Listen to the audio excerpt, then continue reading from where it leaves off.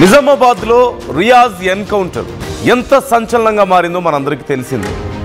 ఇక అంతా అయిపోయిందిలే అనుకుంటున్న సమయంలో ఈ కేసులో కొత్త కోణం తెర మీదకి వచ్చింది. రౌడీ షీటర్ రియాజ్ తల్లి సంచలన వ్యాఖ్యలు చేస్తున్నారు. రియాజ్ కుటుంబాన్ని పోలీసులు తీవ్రంగా హింసిస్తున్నారంటూ కామెంట్స్ చేస్తున్నారు. చిన్నపిల్లల్ని కూడా వదలకుండా వేధిస్తున్నారని, రియాజ్ది ఒక బూటకపు ఎన్కౌంటర్ అంటూ ఆవేదన వ్యక్తం చేస్తున్నారు. పోలీసులే రియాజ్ను కుట్రపూరితంగా ముందే ప్రాణాలు తీసి ఆ తర్వాత ఇదొక ఎన్కౌంటర్గా చిత్రీకరించే ప్రయత్నం చేశారంటూ కన్నీళ్లు పెట్టుకుంటున్నారు. ప్రభుత్వం సిబిఐ ఎంక్వైరీ వేయడం లేదంటూ రియాజ్ తల్లి ఆవేదన వ్యక్తం చేస్తున్నారు. జాతీయ స్థాయిలో విచారణ జరపాలంటూ డిమాండ్ చేస్తున్నారు. ఎన్కౌంటర్ బూటకం అంటూ ఎన్హెచ్ఆర్సీకి రియాజ్ కుటుంబం ఫిర్యాదు కూడా చేసింది. హ్యూమన్ రిసోర్స్ కమిషన్ దగ్గరికి వెళ్ళింది. ఇప్పుడు ఏం జరగబోతుంది అనేదే చాలా కీలకం. ఇక్కడ రియాజ్ తల్లి కీలకంగా కొన్ని విషయాలు చెప్తున్నారు. అందులో మొదటిది, అసలు కానిస్టేబుల్ ప్రమోద్ ప్రాణాలు తీసింది కూడా రియాజ్ కాదు, అతని ప్రాణాలు పోవడానికి కూడా రియాజ్ కారణం కాదు, ఇంకేదో కుట్ర ఉంది అని చెప్పేసి చెప్తున్నారు. అది రియాజ్ మీదకి నెట్టి రియాజ్ని ఇందులో ఇరికించి రియాజ్ని కూడా డైరెక్ట్గా ఎన్కౌంటర్ చేయకుండా రియాజ్ మెడ విరిచి అతని పేగులు బయటికి కనిపించాయి మేము చూసినప్పుడు. సో అంత దారుణంగా అతన్ని హింసించి అతని మీద 3rd డిగ్రీ ప్రయోగించి అతని ప్రాణాలు తీసిన తర్వాత అతని మీద 3 రౌండ్లు కాల్పులు జరిపారు. ఇదంతా కూడా ఒక ఎన్కౌంటర్ లాగా సృష్టించే మొత్తం మేకప్ చేసేటువంటి ప్రయత్నం చేశారు అని రియాజ్ తల్లి చెప్తున్న మాటలు మనం వింటున్నాం. అట్ ది సేమ్ టైం మరికొంతమంది ఈ కేసుకు సంబంధించి తమ అభిప్రాయాలను వ్యక్తం చేస్తున్నారు. అసలు ఈ కేసులో కుటుంబాన్ని ఎందుకు వేధిస్తున్నారంటూ ప్రశ్నిస్తున్నారు. రియాజ్ది ఖచ్చితంగా ముందే ప్రాణాలు తీసి ఆ తర్వాత ఒక బూటకపు ఎన్కౌంటర్గా చిత్రీకరించే ప్రయత్నం చేశారు అని చెప్తున్నారు. ఇప్పటికే కొంతమంది సామాజికవేత్తలు ఈ అంశానికి సంబంధించి స్పందిస్తున్నారు. సో ఒక్కసారి ముందు రియాజ్ తల్లి ఏమంటున్నారు ఈ కేసుకు సంబంధించి చూద్దాం. इधर 4 सुराखा डाल दिए, इधर अंतड़ियां निकल जा रहे बेटा, इधर सुराखा डाल दिए, एक जानवर से बदतर कर दी मेरे बच्चे को, इंसान का बच्चा है ना वो, 4 सुराखा ये गर्दन तो यूं ऑलरेडी तो बन के रखे मेरे के तब वो जल्दी लग जाओ। अरे इधर पुलिस बीच में उसको इतना डर था, मारे कहीं को पहले मार के इधर डोला बीच में पुलिस लग जा रहे। अब खबर में से हम रखे तो लेके जाओ फिर हमारे बच्चे को, खबर भी लेके जाओ। आपका तुम्हारा तो नहीं करते, मुसलमान के बच्चे रहने से फटाखे बजा रहे, नाच रहे, गा रहे, ये करे ऐसा करते क्या? तुम्हारा होंगे हमारा होंगे खून इतना, तुम्हारी भी जान हमारी भी जान। एक माँ है, सबके बच्चे के लिए बड़ी हिफाजत के लिए ऐसा नहीं करना। तुम लोग कम कराओ, कुछ बोलो, इंसाफ कराओ, सबके लिए अच्छे के लिए बोलो। फाइनल अपील ఒక ఫైనల్ అపీల్ మా రిక్వెస్ట్, మా అపీల్, మా ప్రేయర్, ప్రమోద్ కాతిల్ని ఇన్వెస్టిగేట్ చేసి ఆయన ఎక్కడ ఉన్నాడో దాని వాళ్ళని తీసుకొని ఆయన మీద ఆయనకు అరెస్ట్ చేయాలి, ఆయన కేసు నడిపేయాలి. ప్రమోద్ ఫ్యామిలీకి జస్టిస్ దొరకాలి. ఆసిఫ్ ఇన్వాల్వ్మెంట్ ఏంటి ఇన్ డీటెయిల్ ఇన్వెస్టిగేషన్ చేయాలి. రియాజ్ ఫ్యామిలీ మీద జరిగే టార్చర్ కి జస్టిస్ కావాలి.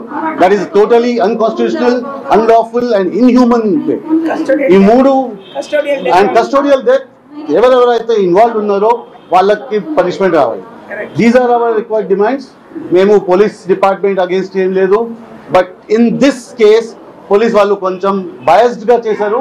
అందుకే మనకు కావాల్సింది ఒక special investigation team. That is why CBI enquiry కావాలి. చిన్నపిల్లల మీద జరిగే టార్చర్ ఎంత ఘోరంగా ఉందంటే వాళ్ళు they can't explain. So this is our right no to ask these demands. So ఈ అడిగే మా ప్రేయర్స్, మా appeal to the right authorities వరకు వెళ్ళడానికి. దట్స్ వై మేము అక్కడ మాకు దొరకలేదు స్టేట్లో, అందుకే మేము నేషనల్లో వచ్చాము. సెంట్రల్లో we have met women's commissioner, women's police, child protection and human rights also. Plus ఇప్పుడు ఇంకా ఏమేం డిపార్ట్మెంట్స్ రిక్వైర్డ్ ఉంటాయి, we will be visiting that also. ఇవన్నీ జరగకపోతే మాకు రిజల్ట్ రాకపోతే మేము లీగలీ అప్రోచ్ అవుతాము అండ్ ఒక national level protest call. If no justice is done, then we will call for a national protest because this has to stop in our country. Just Riyaz ani kaadu. తమకు న్యాయం జరగకపోతే జాతీయ స్థాయిలో ఈ అంశాన్ని లేవనెత్తుతాం, ఆందోళన వ్యక్తం చేస్తాం ఈ విషయం మీద జాతీయ స్థాయిలో ఒక కదలిక తీసుకొచ్చే ప్రయత్నం చేస్తామంటూ కుటుంబ సభ్యులు కానీ మానవ హక్కుల సంఘం నుంచి కానీ మాట్లాడుతున్నటువంటి మాటలు మనం చూస్తున్నాం.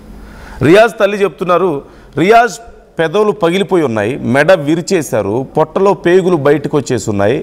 And at the same time హాస్పిటల్కి తీసుకువెళ్ళేటప్పుడు నడుచుకుంటూ వెళ్ళి ఉంటే మరి దానికి సంబంధించిన సీసీ కెమెరా ఫుటేజ్ ఏమైంది, అది ఎలా మాయం అవుతుంది? ఒకవేళ మీరు హాస్పిటల్కి వెళ్ళిన తర్వాత అక్కడే కదా సిచ్యువేషన్ అంతా ఎస్కలేట్ అయింది, మరి హాస్పిటల్కి వెళ్ళే దారిలో అతను బాగున్నాడని చెప్పి చూపించే నడుచుకుంటూ సాధారణంగా వెళ్ళాడు, అప్పటికే అతను ప్రాణాలు తీయలేదు పోలీసులు అని చూపించే ఎవిడెన్స్ ఉందా? సీసీ కెమెరా విజువల్స్ మాకు ఎందుకు చూపించడం లేదు అంటూ అడుగుతున్నారు. So these are very important questions ఖచ్చితంగా. మరోవైపు అసలు ఆ కానిస్టేబుల్ మరణానికి రియాజ్కి సంబంధం లేదు, అది వేరే కోణం ఉంది, కుట్ర కోణం ఉంది అందులో అని చెప్పి మాట్లాడుతున్నారు. గంగారెడ్డి ఉన్నారు, మా ప్రతినిధి గంగారెడ్డితో ఒకసారి మాట్లాడదాం. గంగారెడ్డి, జాతీయ స్థాయిలో మేము ఆందోళన చేయడానికి సిద్ధంగా ఉన్నామంటూ రియాజ్ కుటుంబం కానీ మానవ హక్కుల సంఘం నుంచి కానీ చెప్తున్నారు. ఇప్పటికే ఎన్హెచ్ఆర్సీని ఆశ్రయించారు.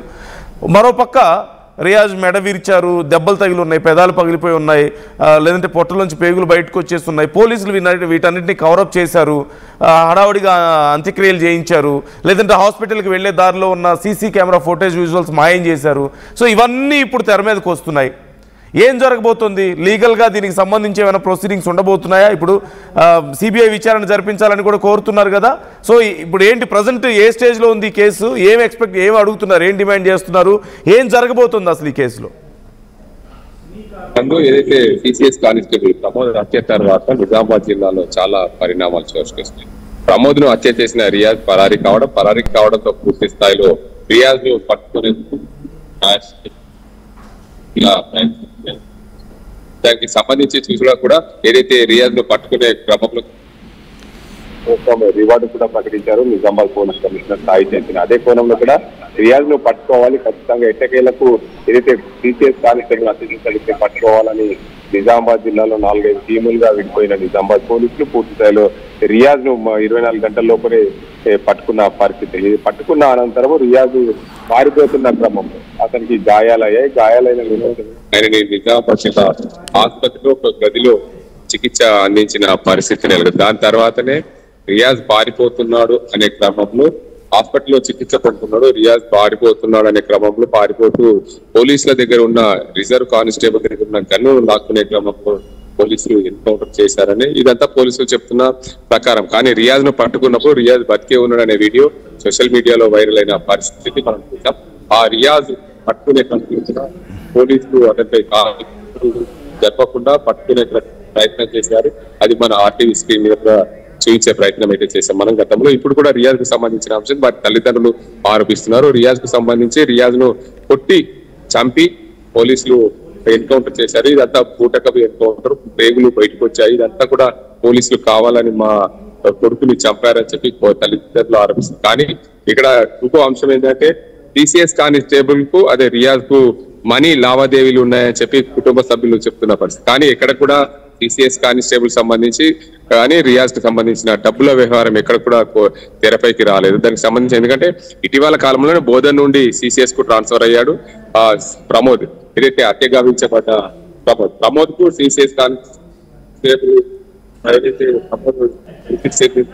రియాజ్ పైన అపాండాలు ఏదైతే మధ్యలో ఆసిఫ్ కూడా అతన్ని రియాజ్ ను పట్టించిన క్రమంలో ఆసిఫ్ కూడా గాయాలైన పరిస్థితి నెలకొంది. కానీ ఖచ్చితంగా రియాజ్ కుటుంబం కోరుతుంది ఏంటంటే మాకు న్యాయం జరగాలి, సిబిఐ ఎంక్వైరీ జరగాలి, జాతీయ స్థాయిలో ఎన్హెచ్ఆర్సీ కొన్ని ఏదైతే మానవ హక్కుల సంఘానికి కూడా కోరుతాం, పూర్తి స్థాయిలో మాకు న్యాయం జరిగే వరకు పోరాటం చేస్తామని చెప్తున్నా. దానికి సంబంధించి రియాజ్ కు సంబంధించిన ఫ్యాక్ట్ ఫైండింగ్ కమిటీ కూడా ఒక కమ్యూనిటీకి సంబంధించిన వ్యక్తులు దానికి ఫ్యాక్ట్ ఫైండింగ్ కమిటీ వేసుకుని నిజామాబాద్ జిల్లాకు రాకుండానే వారి పరిశీలనలు చేసుకుని నిజామాబాద్ జిల్లాకు రాకుండా రియాజ్ ని బూటకపై ఉంటుకొని వారి నిర్ధారించుకొని వారు ఎన్హెచ్ఆర్సీకి సమర్పించే ప్రయత్నం అయితే చేస్తున్నారు. దానికి సంబంధించి ప్రమోద్ కుటుంబ సభ్యులు కూడా పూర్తి స్థాయిలో దీనికి అంతటికి సంబంధించి రియాజ్ది ఖచ్చితంగా దోపిడి దొంగ, రియాజ్ దొంగతనాలకు పాల్పడ్డాడు, దొంగతనాలకు పాల్పడ్డ వ్యక్తిని ఖచ్చితంగా పోలీసులు అతన్ని ఎన్కౌంటర్ చేశారు. ఒక సిసిఎస్ కానిస్టేబుల్ ప్రమోద్ చావడానికి ప్రధాన కారణమైన రియాజ్ ని పోలీసులు పారిపోతుండగా హాస్పిటల్లో చికిత్స పొందుతూ పారిపోతుండగా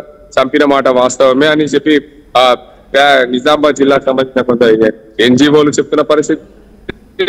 ప్రమోద్ కుటుంబానికి సంబంధించిన సభ్యులు కూడా చెప్తున్న పరిస్థితి నిజామాబాద్ జిల్లాలో చోటు చేసుకుని ఏదేమైనప్పటికీ పోలీసులు అయితే పూర్తి స్థాయిలో 40కి పైగా కేసులున్న దొంగను వెతికే ప్రయత్నంలో అతను పట్టుకొస్తున్న క్రమంలో సిసిఎస్ కానిస్టేబుల్ ప్రమోద్ ను హత్య చేశారు. అతన్ని హత్య చేసిన అనంతరం రియాజ్ ను పట్టుకునేందుకు పోలీసులు సాయశక్తులు చేశారు. ఖచ్చితంగా రియాజ్ గజ దొంగనే అని చెప్పి పోలీసులు వారి దగ్గర ఎవిడెన్స్ ఉంది. ఆ రియాజ్ పారిపోకుండా పట్టుకున్న వీడియో కూడా మీడియాలో పూర్తిగా వైరల్ అయిన పరిస్థితి నెలకొంది. దాంతో పాటు రియాజ్ ని పోలీసులు పట్టుకొచ్చారు. హాస్పిటల్ చికిత్స అందించారు. చికిత్స అందించిన నేపథ్యంలో చికిత్స పొందుతూ పారిపోతుండగా పోలీసులు ఎన్కౌంటర్ చేశామని చెప్తున్నారు. వాస్తవమే అని చెప్పొచ్చు. కానీ రియాజ్ తల్లిదండ్రులకు ఏదైతే హ్యూమన్ రైట్స్ కు సంబంధించి చూసుకుంటే ఈ నెల 24 వరకు డీజీపీ సమన్లు జారీ చేశారు. 24 లోపు ఈ రియాజ్ ఎన్కౌంటర్ సంబంధించి పూర్తి స్థాయిలో విచారణ తీసి మాకు నివేదిక ఇవ్వాలని చెప్పి ఎన్హెచ్ఆర్సీ కూడా మానవ హక్కుల సంఘం కూడా ఫిర్యాదు చేసిన నేపథ్యంలో మానవ హక్కుల సంఘం దగ్గర డీజీపీ శివధర్ రెడ్డి కూడా హాజరు కానున్నట్టు తెలుస్తుంది. Right, thank you Gangareddy, thanks for the details. So ఇక్కడ 2 విషయాలు మనం మాట్లాడుకోవాలి. ఒకటి ఇఫ్ అండ్ బట్స్ జాయిన్ చేసి ఒక 2 కేసులు నేను మాట్లాడతాను. మొదటిది ఉన్నట్లు మనందరికీ తెలిసినట్లు మాట్లాడుకుంటే రియాజ్ అనే వ్యక్తి ఒక దొంగ. అతను పట్టుకోవడానికి ప్రమోద్ వెళ్ళడం, అతని మీద రియాజ్ దాడి చేయడం, అతని ప్రాణాలు తీయడం, అక్కడి నుంచి పారిపోవడం, అతన్ని పట్టుకునే క్రమంలో అక్కడెక్కడో వెళ్ళి ఒక పాడుబడిన ఒక పాత లారీలో అతను దాక్కోవడం, అతన్ని పట్టుకోవడం, ఆ సమయంలో కూడా మళ్ళీ స్ట్రగుల్ అవ్వడం, అక్కడ మరికొంతమంది గాయాలు అవ్వడం, అక్కడి నుంచి అతన్ని హాస్పిటల్కి తీసుకువెళ్ళడం, అక్కడ పారిపోయే ప్రయత్నంలో అతని మీద ఎన్కౌంటర్ చేయడం, అతను గన్ లాక్కొని వారిని బెదిరించే ప్రయత్నం చేశాడని ఈ నేపథ్యంలో అతన్ని ఎన్కౌంటర్ చేశారని. This is the basic story, మన అందరికీ తెలిసింది. కానీ రియాజ్ తల్లి చెప్తున్న మాట ఏంటంటే అసలు ప్రమోద్ అనే వ్యక్తి కానిస్టేబుల్ మరణానికి రియాజ్కి సంబంధం లేదు, ఇంకేదో జరిగింది. ఆసిఫ్ అనే వ్యక్తి అడగాలి, ఈ విషయం అంతా కూడా అతని ఇన్వాల్వ్మెంట్ ఉంది, మిగతా పోలీసులు ఇంకేదో కుట్ర చేస్తున్నారు, అతని ప్రాణాలు పోవడానికి రియాజ్కి సంబంధం లేదంటున్నారు. అట్ ది సేమ్ టైం రియాజ్ని ముందే చిత్రహింసలు పెట్టి అతని మీద 3rd డిగ్రీ ప్రయోగించి అతన్ని నానా రకాల చిత్రవద చేశారు, అతని మెడ విరిచేశారు, పేగులు బయటకు వచ్చాయి. కాబట్టి ఆ తర్వాత అతని ప్రాణాలు పోయిన తర్వాత హాస్పిటల్ దగ్గరికి తీసుకెళ్ళి డ్రామా చేశారని చెప్పేసి మాట్లాడుతుంది రియాజ్ తల్లి. సో ఈ 2 కేసుల్లో చూస్తే మొదటిది ఒకవేళ నిజంగానే రియాజ్ వల్ల ఆ కానిస్టేబుల్ ప్రాణాలు కోల్పోయాడే అనుకుంటే మాత్రం అతన్ని ఇలా కావాలని ప్రాణాలు తీశారు, అతన్ని చిత్రవద చేశారు, అతను అంటే అతని తల్లే ఇక డౌట్స్ ఎక్స్ప్రెస్ చేస్తున్నారు కదా. తల్లికి సమాధానం చెప్పాల్సిన బాధ్యత లేదా? కొడుకే కదా, వాళ్ళ కుటుంబాన్ని ఇప్పటికీ హింసిస్తున్నారు పోలీసులు అని చెప్తే వాళ్ళు మాట్లాడుతున్నారు. సో వాళ్ళకి ఆ డౌట్స్ క్లియర్ అవ్వాలి, వాళ్ళకి ఆ ప్రెషర్ తగ్గాలి. అట్ ది సేమ్ టైం ఒకవేళ రియాజ్ వల్ల ఆ కానిస్టేబుల్ ప్రాణాలు కోల్పోయినప్పటికీ కూడా దానికి ప్రతీకారంగా చాలామంది ఇలా చేయాలి, అతని ప్రాణాలు తీసేయాలి, అతను ఎన్కౌంటర్ చేయాలని చెప్పి చాలామంది కోరినప్పటికీ కూడా పోలీసులు చేయాల్సిన పని ఇది కాదు కదా. ఇంకా చట్టాలు ఉంది ఎందుకు? ఒక కానిస్టేబుల్ ప్రాణాలు పోయాయి కాబట్టి పోలీసులు పగ తీర్చుకున్నట్లు అవుతుంది. ఒకవేళ రియాజ్ తల్లి చెప్పినట్లుగా కనుక జరుగుంటే రేపు ఇంకెవరైనా బయట వాళ్ళకి ఏదైనా నష్టం జరిగితే వాళ్ళు కూడా అలా చేయవచ్చా? చట్టాలతో సంబంధం లేదా?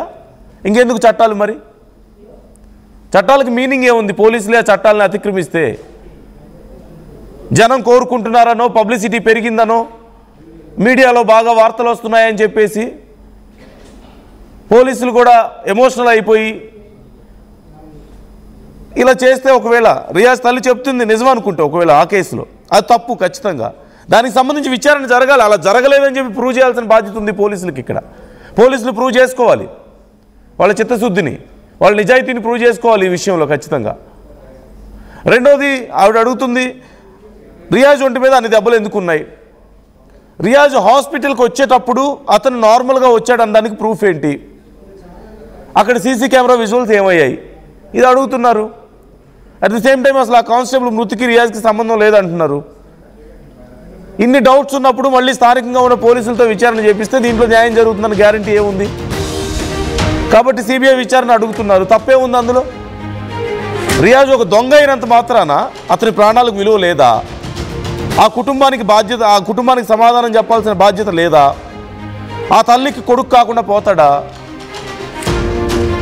చట్టాన్ని అతిక్రమించవచ్చా ఒకవేళ పెద్ద తప్పు చేసినంత మాత్రాన? సో ఇవన్నీ కూడా సమాధానం చెప్పాల్సిందే. చట్టాన్ని ఎవరు చేతుల్లోకి తీసుకోవడానికి లేదు, చివరికి పోలీసులైనా సరే. సో ఈ విషయంలో ఏం జరగాలని మీరు కోరుకుంటున్నారు? చాలామంది కామెంట్ ఇక్కడ అభిప్రాయాలు వ్యక్తం చేస్తున్నారు. ఆర్టీవీ అడిగినటువంటి ప్రశ్నకు చాలామంది రియాక్ట్ అయ్యారు. రియాజ్ విషయంలో ఏం జరగాల్సిన అవసరం ఉంది అసలు అనే ప్రశ్న. రియాజ్ కేసులో పోలీసులు చేసింది కరెక్టేనా అంటే 63% మంది అవునంటున్నారు, 37% మంది నో అంటున్నారు. కానీ రియాజ్ తల్లికి సమాధానం చెప్పాల్సిన బాధ్యత పోలీసులకు ఉందా లేదా, మన వ్యవస్థలకు ఉందా లేదా? రియాజ్ కుటుంబం సఫర్ అవుతుంది, ఆ ఇంట్లో చిన్న పిల్లలను కూడా సఫర్ చేస్తున్నట్లుగా తెలుస్తుంది. ఆ సఫరింగ్కి కారణమైన వాళ్ళని శిక్షించాల్సిన బాధ్యత ఉందా లేదా? రియాజ్ ఒక మనిషి కాకుండా పోతాడు ఒక దొంగ అయినంత మాత్రాన. ఒకవేళ నిజంగా ఒక కానిస్టేబుల్ ప్రాణాలకు పోవడానికి రియాజ్ కారణం అయినప్పటికీ చట్టాన్ని అతిక్రమించి రియాజ్ను అతని తల్లి చెప్తున్నట్లుగా రియాజ్ను చిత్రవద చేసి అలా ప్రాణాలు తీసే హక్కు ఎవరికి ఉంటుంది? పోలీసులకు ఎందుకు ఉంటుంది? పోలీసులే ఒకవేళ చట్టాన్ని చేతుల్లోకి తీసుకుంటే ఎలా? సో ప్రూవ్ చేసుకోండి. ఇక్కడ ఎవరు కన్ఫర్మ్ చేయట్లా పోలీసులు అలా చేశారని. కానీ రియాజ్ తల్లికి సమాధానం చెప్పాల్సిన బాధ్యత ఉంది, ఆ కుటుంబానికి సమాధానం చెప్పాల్సిన బాధ్యత ఉంది. ఇన్ఫ్యాక్ట్ మన సమాజానికి కూడా ప్రూవ్ చేసుకోవాల్సిన బాధ్యత ఉంది. పోలీసులు కూడా కామన్ పీపుల్ లాగా ఎమోషనల్గా ఏదో నిర్ణయాలు తీసేసుకుంటే కుదరదు. ఒకవేళ వాళ్ళ కానిస్టేబుల్ ప్రాణాలు కోల్పోయాడు, వాళ్ళ మిత్రుడు ప్రాణాలు కోల్పోయాడు కాబట్టి మేము ఇలా చేసేస్తామంటే కుదరదు. ఎందుకంటే రేపు కామన్ పీపుల్ కూడా ఇదే నేర్చుకుంటారు కదా. వాళ్ళకి ఏదైనా నష్టం జరిగితే వాళ్ళు చట్టాన్ని చేతుల్లోకి తీసుకొని ఏదో ఒకటి చేసేయచ్చా? పోలీసులు ఏమైనా సపరేటా? కాదు కదా. సో ఈ విషయంలో ఖచ్చితంగా ఒక ప్రత్యేకమైన టీంతో విచారణ జరగాలి. అది సిబిఐ విచారణ జరుపుతారా, లేకపోతే ఒక స్పెషల్ జడ్జిని నియమించి వాళ్ళ ఆధ్వర్యంలోనే ఏదైనా విచారణ జరుపుతారా పక్కన పెడితే దీంట్లో ప్రాపర్గా విచారణ జరగాలి. ప్రజలకు నిజాలు తెలియాలి, రియాజ్ తల్లికి నిజాలు తెలియాలి, న్యాయం జరగాలి. ఖచ్చితంగా నిజమైన న్యాయం జరగాలి. నిజమైన న్యాయం చట్ట ప్రకారమే జరగాలి. ఎవరో చట్టాన్ని చేతుల్లోకి తీసుకుంటే జరిగేది కాదు. అది ఎవరైనా సరే, పోలీసులైనా సామాన్య ప్రజలైనా ఎవరైనా సరే. అతని కుటుంబం సఫర్ అవడానికి వీలు లేదు. అతని కుటుంబాన్ని సఫర్ చేసే హక్కు లేదు, పోలీసులకి లేదు, బయట వాళ్ళకి లేదు. ఒకవేళ బయట ఎవరైనా సరే రియాజ్ గురించి మాట్లాడుతూ వాళ్ళ పిల్లల్ని కానీ వాళ్ళ కుటుంబాన్ని కానీ ఎవరైనా మాట్లాడితే, హార్ష్గా మాట్లాడితే కేసు పెట్టాలి, వాళ్ళ మీద చర్యలు తీసుకోవాలి. రియాజ్ చేసిన తప్పులకు వాళ్ళ కుటుంబం బాధ్యత వహించకూడదు.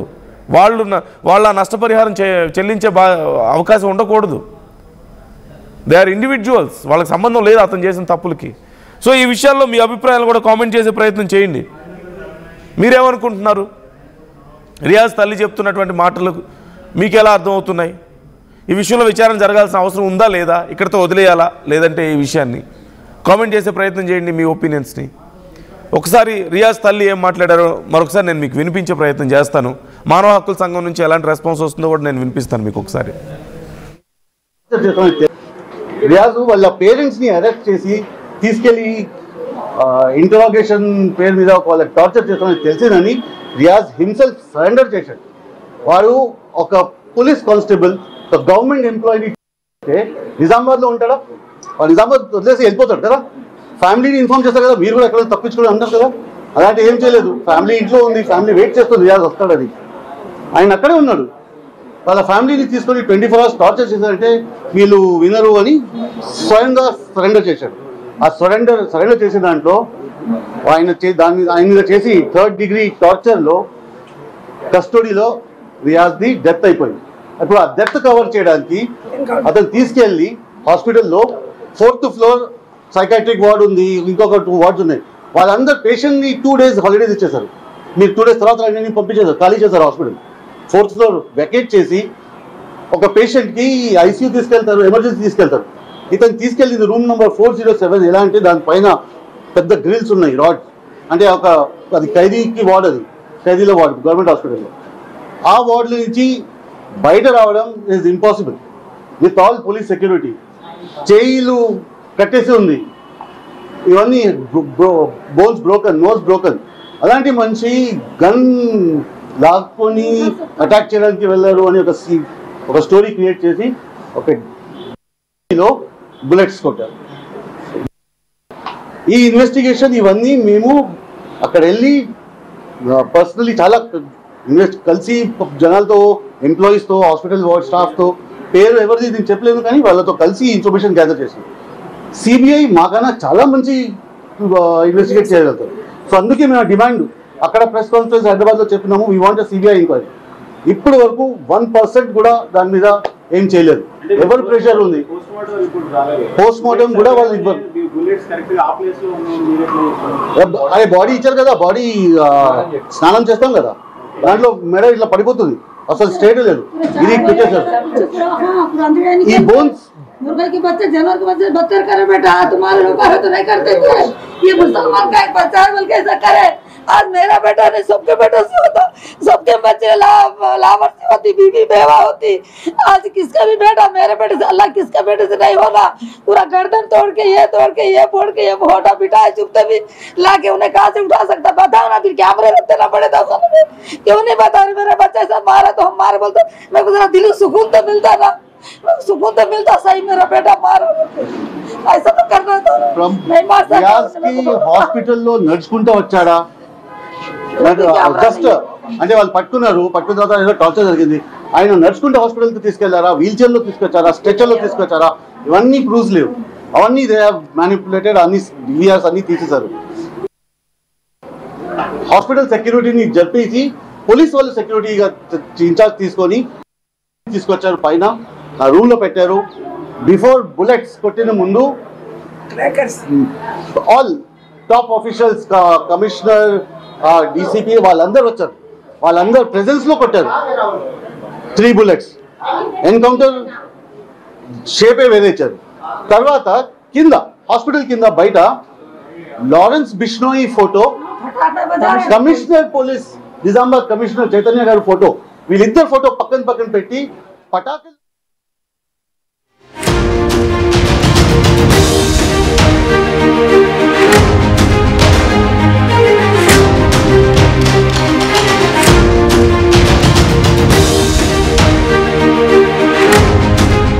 ఐటీ కెరియర్ కోసం చూస్తున్నారా? నాన్ ఐటీ నుంచి ఐటీకి మూవ్ అవ్వాలనుకుంటున్నారా? అయితే సమాధానం కోడింగ్ ట్యూటర్. చరిత్ర సృష్టించినోడు ఇప్పుడు ఆ చరిత్రని తిరగరాయబోతున్నాడు. అబద్ధాల గోడల్ని బద్దలు కొట్టి నిజాలను రాగా మీ ముందుంచబోతున్నాడు. నిజమైన వార్తల కోసం వెంటనే డౌన్లోడ్ చేసుకోండి రా యాప్ని.